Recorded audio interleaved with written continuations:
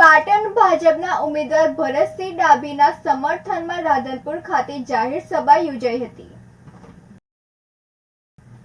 રાધનપુર ખાતે જાહેર સભા યોજાઈ હતી, જેમાં ક્ષત્રિય ઠાકોર સેનાના અધ્યક્ષ અને ધારાસભ્ય અલ્પેશ ઠાકોરે હાજરી આપી હતી, જેમાં ભરતસિંહ ડાભીના પ્રચાર માટે રાધનપુર અલ્પેશ ઠાકોર પહોંચ્યા હતા।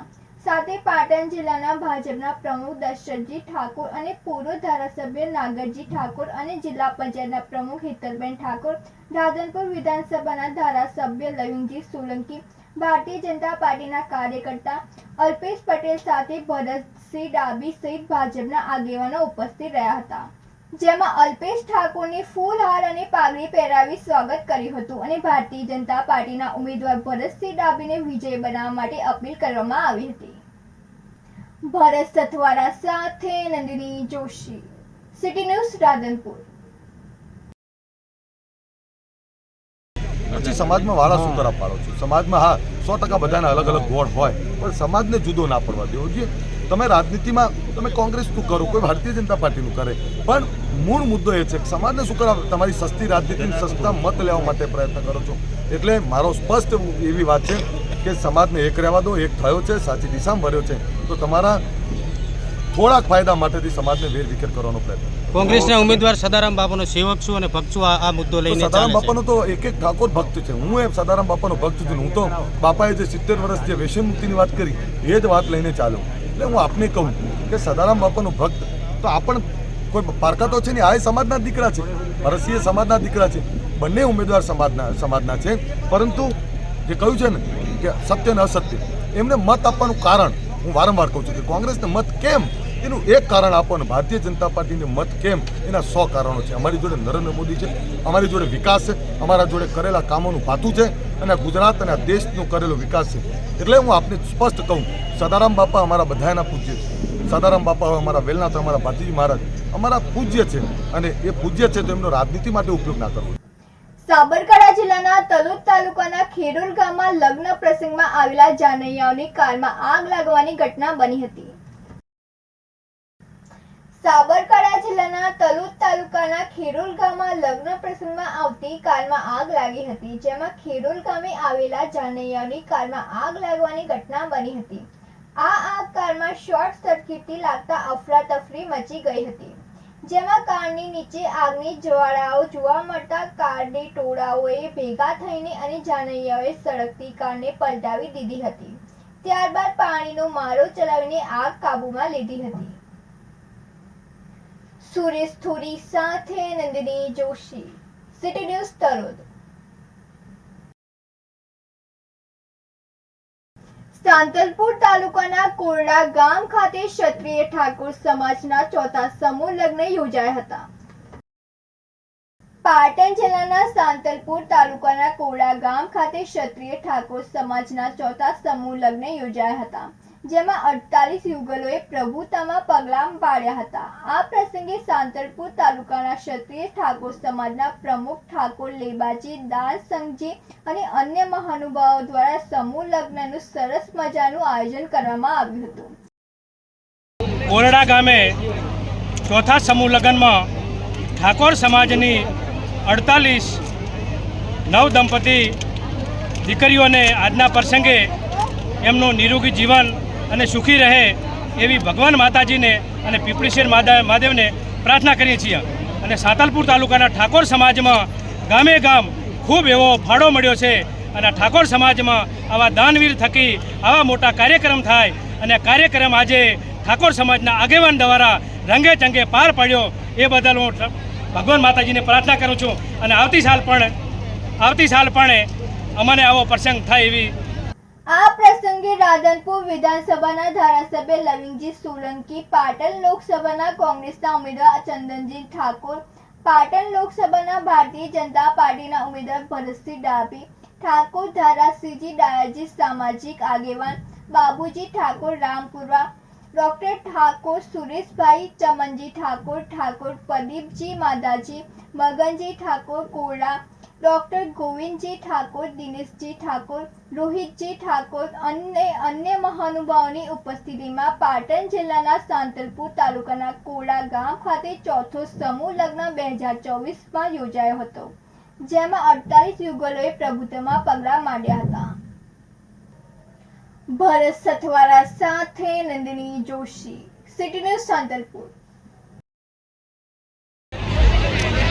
તારીખ 28/4/2024 રોજ 48 દીકરીઓને અને દીકરાને સમૂહ લગ્ન અમે સાંતલપુર તાલુકાના ઠાકોર સમાજે કર્યા અને અમને સાંતલપુર તાલુકાનો ઠાકોર સમાજનો ખૂબ ફાળો મળ્યો અને ખૂબ ઉત્સાહથી અમે આ લગ્ન અમે કર્યા અને મારી વાત ઠાકોર સમાજ પ્રમુખ તરીકે મારી વાત પૂરી કરું. બનાસકાંઠા જિલ્લાના ભાભરમાં આંગણવાડી કાર્યકર દ્વારા મતદાન જાગૃતિ અભિયાન યોજાયો હતો. હાલ લોકસભા સામાન્ય ચૂંટણી 2024 અંતર્ગત ચૂંટણી પંચની સૂચના અનુસાર મતદાન જાગૃતિના વિવિધ કાર્યક્રમો કરવામાં આવી રહ્યા છે. ત્યારે ભાભર ખાતે પણ અનેક જગ્યાએ રંગોળી સ્પર્ધાના માધ્યમથી મતદાન જાગૃતિ ફેલાવવાનો સર્ગર્ણનીય પ્રયાસ હાથ ધરવામાં આવેલ છે. તો અન્ય સ્પર્ધાત્મક અને રેલીઓ યોજી મતદાન જાગૃતિ અભિયાન હાથ ધરવામાં આવી રહ્યા છે. ત્યારે ભાભર મત વિસ્તારના મતદારોમાં મતદાન પ્રત્યે જાગૃતિ લાવવા માટે ભાભર દુધડિયાવાસ ખાતે આંગણવાડી કાર્યકર બહેનો દ્વારા મતદાન અભિયાન કાર્યક્રમ યોજાયો હતો, જેમાં આંગણવાડી કાર્યકર દ્વારા લોકોને જાગૃત કરવાનો પ્રયાસ હાથ ધરવામાં આવી રહ્યો છે. ત્યારે મતદારોને માહિતી પૂરી પાડવા અને મતદાન વિશે વિસ્તૃત વર્ણન કરવામાં આવ્યું હતું અને રેલી યોજી અને લોકોને મતદાન વિશે જાગૃતિ અભિયાન હાથ ધરવામાં આવ્યું હતું, જેમાં લોકોને મત આપો અને મત અપાવી મતદાન વિશે લોકોને જાગૃત કરવામાં આવ્યા હતા. સમગ્ર કાર્યક્રમ ભાભર તાલુકાની તેતરવા સેજાની કાર્યકર બહેનો દ્વારા કરવામાં આવ્યું હતું. તેમજ આ કાર્યક્રમના સીડીપીઓ હંસાબેન અને સુપરવાઇઝર સોનલબેનના માર્ગદર્શન હેઠળ યોજાયો હતો. જે મતદાન જાગૃતિ અભિયાન કાર્યક્રમ અંતર્ગત સોનલબેને લોકોને મતદાન વિશે વિસ્તૃત માહિતી આપી અને ફરજિયાત મતદાન કરવા માટે લોકોને જાગૃત કરતો કાર્યક્રમ યોજાયો હતો.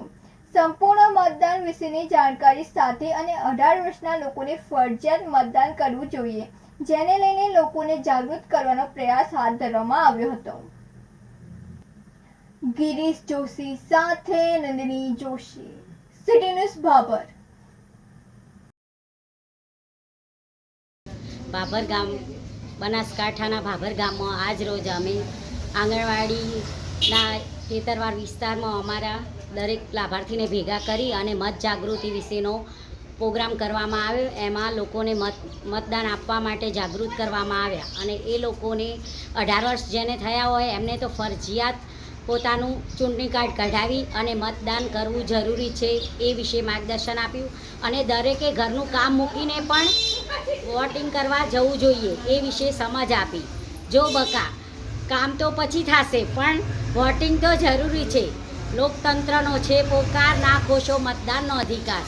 આ મતદાન એ મહાદાન, એટલે કે આપણા ભાભર ગામનું મતદાન એ 100% મતદાન થવું જ જોઈએ. એટલે દરેકે મતદાન કરવું જરૂરી છે અને મારી ખૂબ નમ્ર અપીલ છે કે દરેક લાભાર્થીઓ જઈ અને પોતાના ઘરનું કામ સાઈડમાં મૂકીને પણ મતદાન પહેલાં કરવું જોઈએ. એટલે મતદાન દરેકે કરવું. પ્રાંતિજ તલોદ તાલુકા ક્ષત્રિય ઠાકોર સમાજ દ્વારા તારીખ 28મી એપ્રિલના રોજ 28મા સમૂહ લગ્ન ઉત્સવની દબદબાભેર ઉજવણી કરવામાં આવી હતી.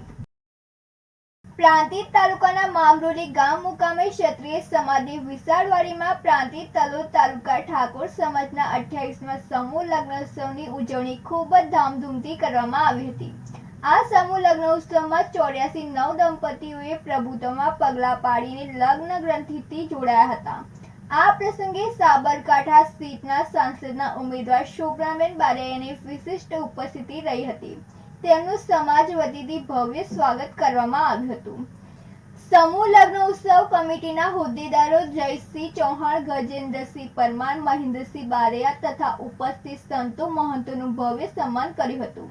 સેવા ટ્રસ્ટના આગેવાનો ભરતસિંહ, વક્તુસિંહ મકવાણા, જીવણસિંહ ચૌહાણ, રામસિંહ પી મકવાણા તેમજ તેમની સમસ્ત ટીમ દ્વારા આ સમૂહ લગ્ન ઉત્સવની સફળતા માટે અથાગ પ્રયાસો હાથ ધરવામાં આવ્યા હતા.